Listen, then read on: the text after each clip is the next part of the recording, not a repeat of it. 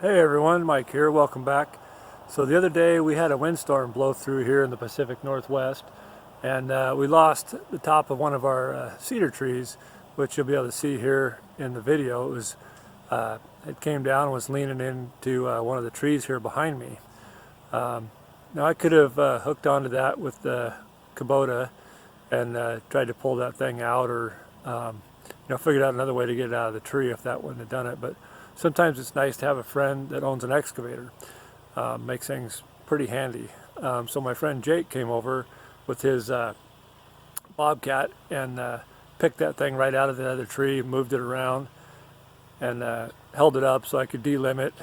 And then we sawed it up using the excavator, holding it up, which made that tree a whole lot easier to deal with.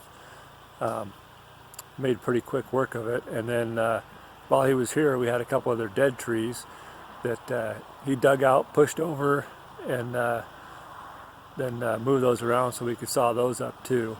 You can see he dug out those stumps on the dead trees too, so brought them over and piled them up right here.